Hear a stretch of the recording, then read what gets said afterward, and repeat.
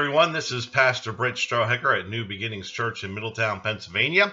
It is a Monday morning, the Monday right after Easter, and I hope you're all having a good day. Some of you may have the day off today, so if you are off today, enjoy.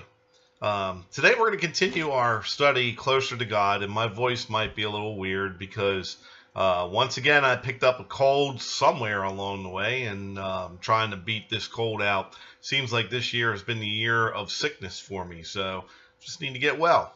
I'll work on that. But we're going to be reading now from Mark chapter 4, starting at the 26th verse and going up to verse 29. This is the illustration of the growing seed. Jesus also said, "Here is another illustration of what the kingdom of God is like. A farmer planted seeds in a field, and then he went on with his other activities. As the days went by, the seed sprouted and grew without the farmer's help, because the earth produces crops on its own. First a leaf blade pushes through, then the heads of wheat are formed, and finally the grain ripens.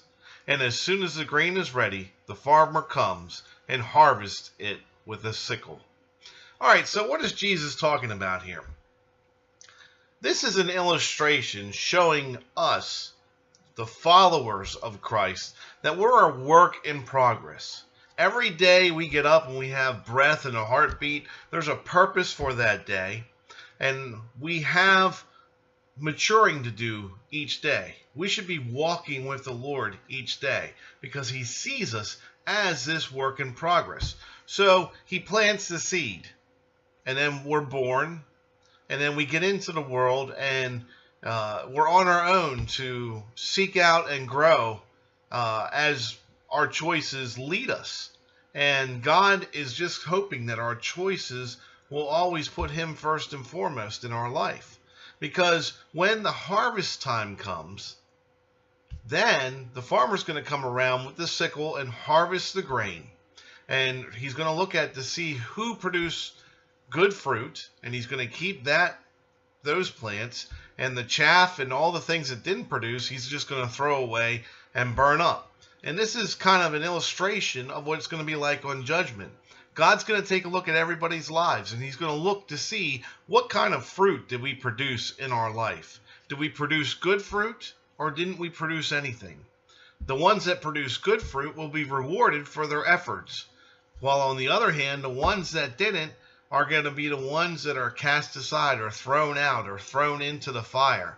So this is one of many illustrations that Jesus uses to tell us about the coming judgment, that we will stand before God and be held accountable for the things that we did with our life during the day. So during the days that we had here on earth. So pay close attention to things like this. Are you allowing the Lord to mature you and develop you in your faith? Is your faith producing good fruit in the world? Or are you one of the ones that's kind of going your own way and not producing fruit and is going to be in danger of being part of the chaff and the unproductive plants that are cast aside and thrown into the fire on the day of judgment? Jesus gives these illustrations because He wants us to be ones that produce fruit. In fact, Jesus' whole life shows that He would rather die than lose any of us. That's why He went to the cross. He took our place at the cross. He didn't want to lose us to death from our sin. He wanted to save us from sin so that we are able and have that second chance to produce fruit in our life. Well, I know this segment today is a little shorter than others, but I'm feeling under the weather, like I said. But I wanted to get this story out there because it's important for us to consider. Are we producing fruit in our life, or are we in danger of being thrown out with the chaff? Something to think about. I hope everyone has a blessed day.